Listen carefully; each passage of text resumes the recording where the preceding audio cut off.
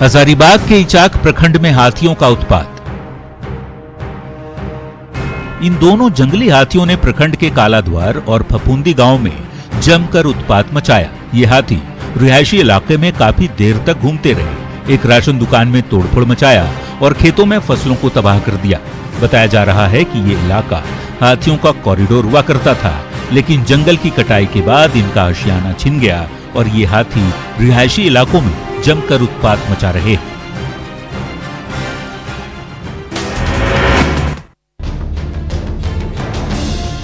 लापरवाह अधिकारी से लोग परेशान। ये तस्वीरें हैं जामताड़ा के उदलबनी डेडिकेटेड अस्पताल की, जहां जिला प्रभारी परिवहन पदाधिकारी ओम प्रकाश यादव ने अस्पताल के गेट के पास ही वाहनों का जांच अभियान शुरू कर दिया। महिलाओं, बच्चों, बुजुर्गों, किसी को भी नहीं बख्शा, सबको सड़क के किनारे खड़ा कर दिया। लापरवाह अधिकारी की वजह से यहाँ संक्रमण फैलने का खतरा बढ़ गया है। डीएम की फटकार के बाद वाहन जांच अभियान बंद कराया गया। जैसे परिवहन विभाग का जब भी जांच होता है तो लोग बाइक से उतर के कोविड के अंदर गेट के अंदर भागे भागे चले आ रहे थे, जिससे संक्रमण का क्षेत्र बढ़ सकता था। इसलिए सर को जैसे ही इसके मैंने जानकारी दिया, सर ने उनको दिया। कोरोना काल में हेल्थ सेंटर में ताला।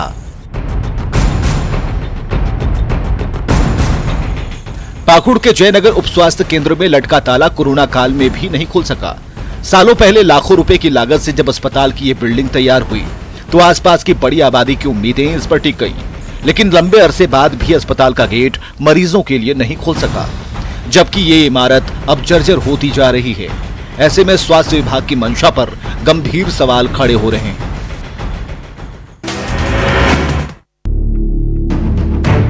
कब खुलेगा अस्पताल का ताला?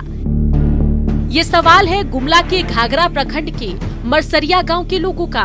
बीमार ग्रामीणों को छोटी मोटी बीमारियों के लिए बार बार जिला मुख्यालय का चक्कर नहीं काटना पड़े, इसके लिए 5 साल पहले यहाँ लाखों की लागत से स्वास्थ्य केंद्र का निर्माण कराया गया था, लेकिन आज तक अस्पताल का ताला नहीं खुला है। कोरोना काल में जब लोगों को इस अस्पताल की सख्त जरूरत है, तब भी अधिकारी लापरवाह बने हुए हैं। मैंने बीमारी होती है तो डायरेक्ट घाघरा जाते हैं। अगर ये हॉस्पिटल यहाँ पे अगर खुली रहती तो यहाँ उनका इलाज हो पाता, और भी ग्रामीण इलाके के बच्चे हैं। हमारे गांव में कब बनेगी सड़क? ये सवाल कर रहे हैं पलामू के रामगढ़ के मायापुर गांव के लोग। इस आदिवासी इलाके में आज भी एक अदद सड़क नहीं है और अब भी पगडंडी ही इनका सहारा है। सड़क नहीं होने की वजह से गांव में राशन नहीं पहुंच पाता। गांव में कोई बीमार पड़ जाए तो डोली खटोली के सहारे ही उसे मुख्य सड़क तक ले जाना होता है। जनप्रतिनिधियों की बेरुखी से गांव के लोग आहत हैं। बस्ती वहाँ जाने के लिए सोचता है। वहाँ बीमार जब पड़ते हैं लोग तो कैसे? बीमार पड़ने के बाद वही झोरी बना के या खाटी में।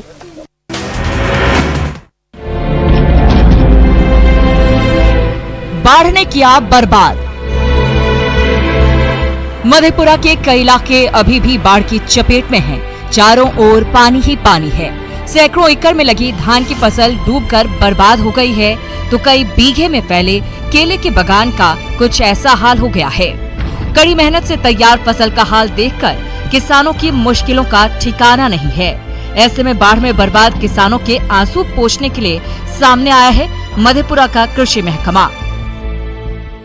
लोगों ने 22,115 हेक्टेयर का क्षति का आकलन कर विभाग को भेजा और इसके लिए लगभग 29 करोड़ रुपए की राशि का अनुदान हमारे किसान भाइयों को दिया।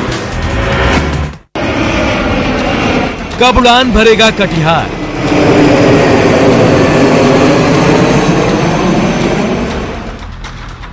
यहाँ गौरवशाली कुर्सेला स्टेट की हवाई पट्टी का खंडर बचा हुआ है, जो इस उजाड़ शेड के अंदर विमान के कबाड़े को जंग खा रहा है। इस नजारे को देखकर कटिहार वासियों की आंखें आज भी उड़ने का सपना देखने लगती हैं, लेकिन ये सपना अब भी दूर की कौड़ी ही है। कहा जाता है कि तब के राय बहादुर रघुवंश नारायण सिंह के इस निजी हवाई पट्टी से कई विमान उड़ान भरा करते थे, लेकिन आज इसका ये हाल होकर रह गया है।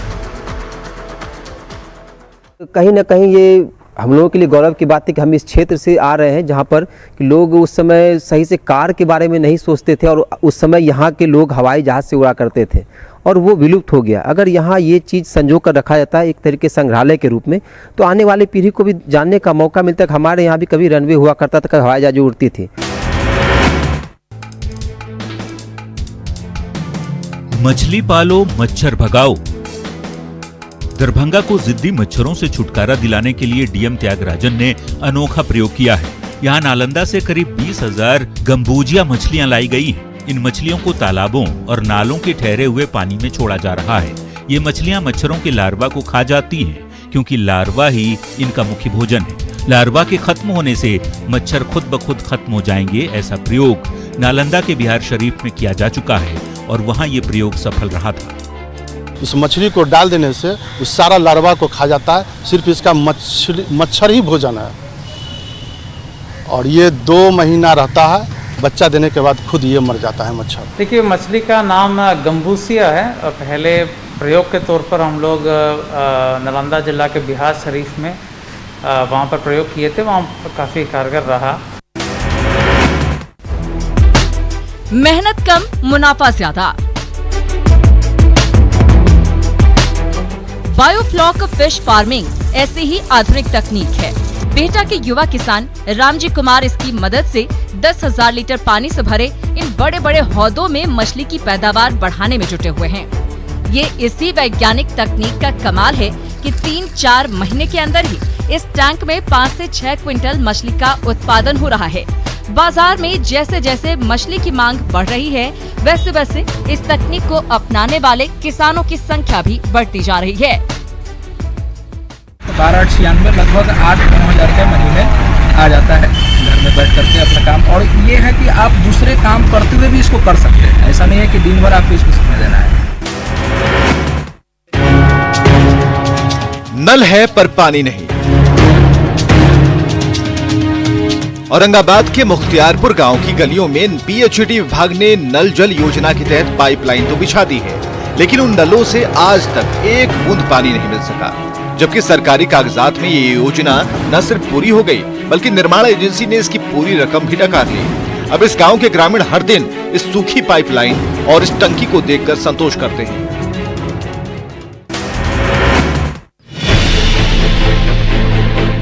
घाटशिला के मोहलिया गांव में 45 एकड़ में फैला ये तालाब आसपास की बड़ी आबादी के लिए जीवन रेखा से कम नहीं। लेकिन टाटा स्टील के डंपिंग यार्ड से निकलने वाले धूल के गुबार और गंदगी ने आज तालाब की कुछ ऐसी हालत करके रख दी है कि इसका पानी पूरी तरह से प्रदूषित हो गया है। इसका उपयोग करने से न सिर्फ कई तरह की बीमारियां फैलती हैं, बल्कि आसपास की जमीन भी तेजी से बंजर होती जा रही है।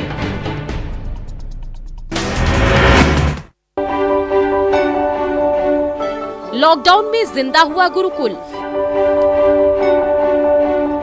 छात्र जमीन पर बूढ़े चटाई पर बैठकर शिक्षा ग्रहण कर रहे हैं। शिक्षक भी पूरी तन्मयता से अपने बच्चों की तरह छात्रों को पढ़ा रहे हैं। ये तस्वीरें हैं बेगूसराय के मटिहानी ब्लॉक नया गांव चाक की।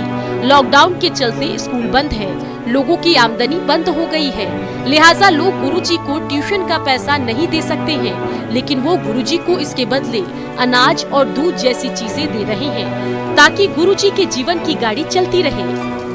शिक्षा के बाजारीकरण के दौर में गुरुजी और अभिभावकों का ये प्रयास सराहनीय है। पढ़ा रहे हैं और हम पैसा नहीं दे पा रहे हैं, तो सर जी से बात किया कि सर जी पैसा नहीं है, क्या करें, और अनाज तो मेरे घर में है। सर कहे कि अनाज ही दे दीजिए, हमको कोई आपत्ति नहीं है, अनाज तो हम खरीदते ही हैं। बाबाधाम में पुजारी और दुकानदार निराश। सुप्रीम कोर्ट और सरकार के निर्देश के बाद देवघर के बाबाधाम मंदिर को श्रद्धालुओं के लिए खोल तो दिया गया है, लेकिन ऑनलाइन एंट्री पास के जरिए श्रद्धालुओं की संख्या को सीमित कर दिया गया है। मंदिर में श्रद्धालुओं की समस्या सीमित होने से पुरोहित और व्यापारी वर्ग निराश हैं। उनकी आजीविका पर संकट आ खड़ा हुआ है। कोरोना लॉकडाउन के बाद मंदिर खुलने से राहत की उम्मीद जगी, जो अब खत्म हो चुकी है। कोई उम्मीद नहीं है, ये तो उम्मीद खुलना ना खुलना बराबर है। पहले जैसी थी उसी तरह अभी भी है। मुश्किल से 10 बजे तक 1-2 लोग दिखते हैं, उसके बाद तो पूरा लगता है कर्फ्यू छाया हुआ है।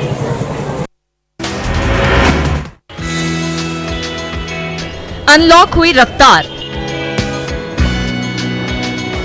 कोरोना काल और फिर अनलॉक 4 के दौरान रेल यात्रा का अंदाज काफी बदल गया है। ये भागलपुर रेलवे स्टेशन का नजारा है। कोविड स्पेशल विक्रमशिला एक्सप्रेस रवाना होने के लिए तैयार खड़ी है, तो मास्क पहने रेल यात्रियों को ऑटोमेटेड थर्मल स्क्रीनिंग से गुजरने के बाद प्लेटफॉर्म के अंदर जाने की अनुमति दी जा रही है। हाल में रेलवे ने देश भर में कई ट्रेनों को चलाने की मंजूरी दी है। 6 माह बाद शुरू हुई रेल यात्रा को यात्रियों के लिए सुरक्षित बनाने के लिए रेलवे के अधिकारियों से लेकर कर्मचारी तक मुस्तैद नजर आ रहे हैं।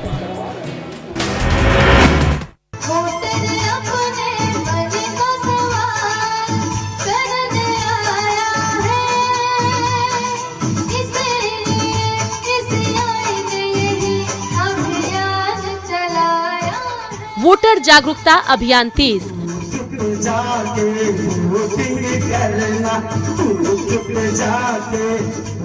बिहार विधानसभा चुनाव को लेकर नालंदा में वोटर जागरूकता अभियान तेज हो गया है।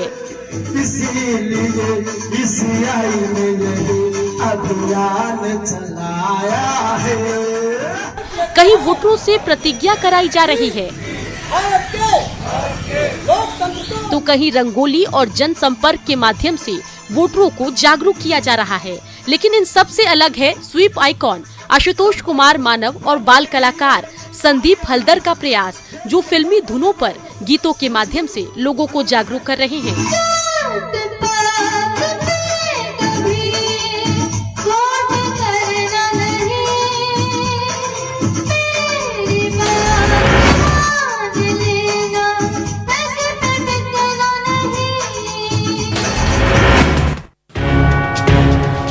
वेंडर मार्केट में सन्नाटा।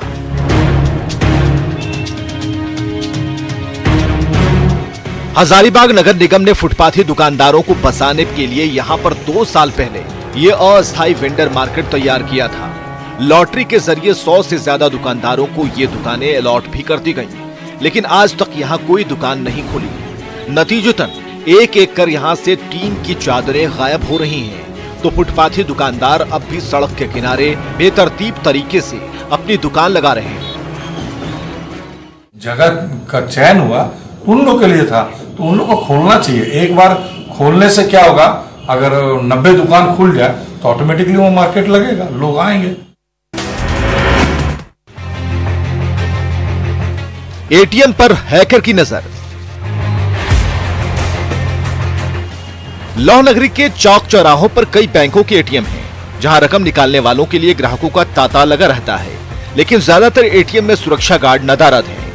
शातिर साइबर क्रिमिनल इसका फायदा उठाकर भोले भाले ग्राहकों की जेबें ढीली कर रहे हैं। हाल में बिष्टुपुर, मानगो और करनडीह के एटीएम से क्लोनिंग के जरिए लाखों रुपए की ठगी का मामला सामने आया है। ऐसे में जमशेदपुर पुलिस ने साइबर क्रिमिनल्स पर लगाम कसने की कवायद तेज कर दी है। साइबर अपराध की घटनाएं पहले के मुकाबले बढ़ी हैं और दिन प्रतिदिन बढ़ती जा रही हैं। उसके पीछे कारण ये है कि हम लोग इलेक्ट्रॉनिक डिवाइसेस का उपयोग अब ज़्यादा मात्रा में कर रहे हैं।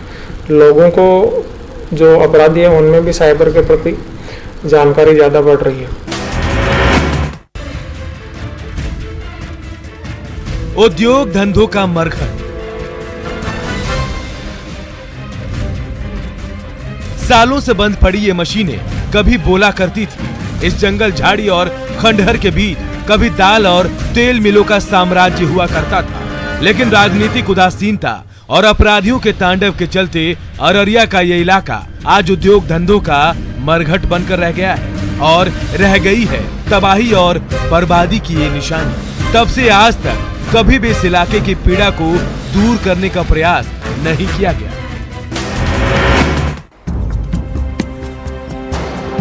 साहिबगंज में देश के दूसरे मल्टी मॉडल टर्मिनल के 1 साल पूरे हो गए। कोरोना काल में यहां लंबे समय से सन्नाटा पसरा हुआ था, तो अनलॉक के चौथे चरण में यहां निर्माण कार्य के साथ धीरे धीरे व्यवसायिक गतिविधियां बढ़ने लगी। इसमें महत्वाकांक्षी टर्मिनल के जरिए झारखंड और बिहार के उद्योगों को न सिर्फ वैश्विक बाजार मिल पाएगा, साथ ही भारत और नेपाल के बीच कार्गो कनेक्टिविटी और आसान हो जाएगी।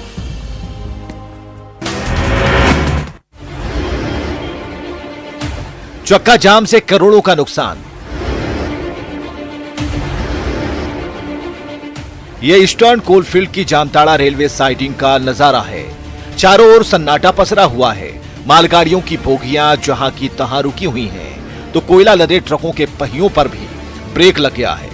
ये ट्रक यहां से रोजाना कोयला लेकर अलग अलग थर्मल प्लांट तक पहुंचते हैं, लेकिन ट्रांसपोर्टिंग कॉस्ट बढ़ने की वजह को लेकर ट्रांसपोर्टर्स ने हड़ताल कर दी। ऐसे में ईसीएल को हर दिन 7 करोड़ रुपए से ज्यादा का नुकसान हो रहा है।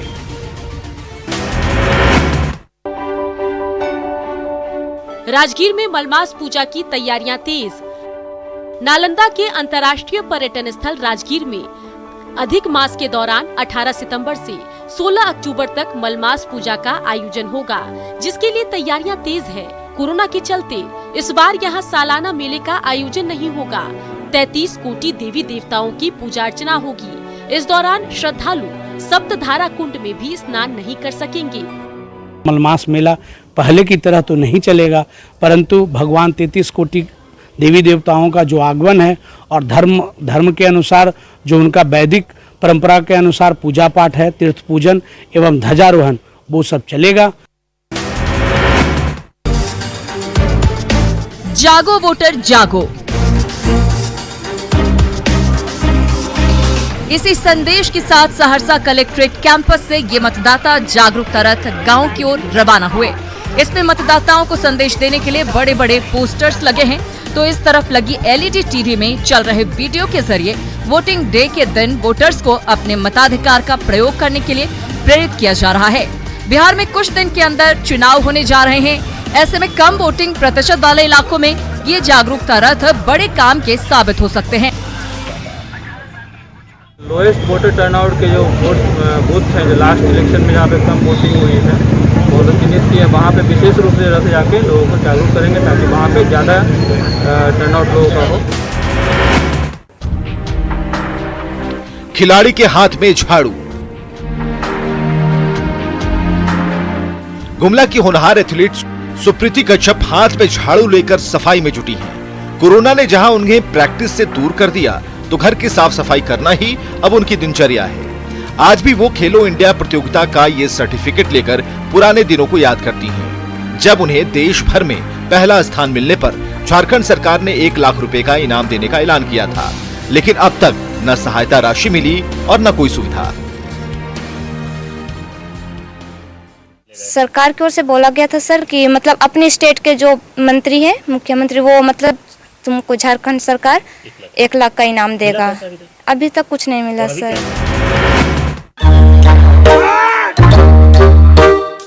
जंगल में नन्हे मेहमान की मस्ती। घाटशिला के हरिपुर जंगल में मदमस्त हाथियों का झुंड कई दिन से डेरा डाले हुए है, तो इस हुजूम में शामिल ये नन्हे मेहमान मस्ती करने के फुल मूड में नजर आ रहे हैं। कभी इनकी आपस में खींचतान होती है, तो कभी रगड़ा रगड़ी, तो कभी अटकेलियां करने पानी में कूद पड़ते हैं नन्हे गजराज। यहाँ बड़े भाई थक कर सुस्ता रहे हैं, तो उन्हें छेड़ने से भी बाज नहीं आ रहे ये शरारती हाथी। जंगली हाथियों के झुंड में पहले से 3 नन्हे हाथी थे। अब चौथे मेहमान के आने से इस काफिले में हलचल कुछ ज्यादा तेज हो गई है।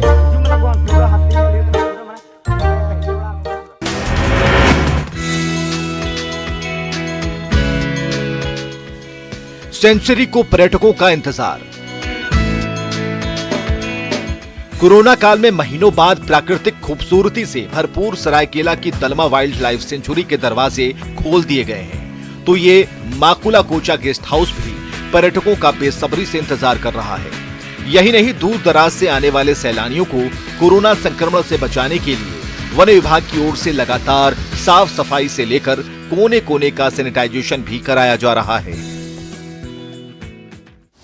साथ ही साथ जो टूरिस्ट भी आ रहे हैं, उन लोगों को भी हम लोग निर्देश देते हैं कि उन लोग भी जो है मास्क का यूज करें, सोशल डिस्टेंसिंग का पालन करें, सैनिटाइजर जरूर उपयोग करें।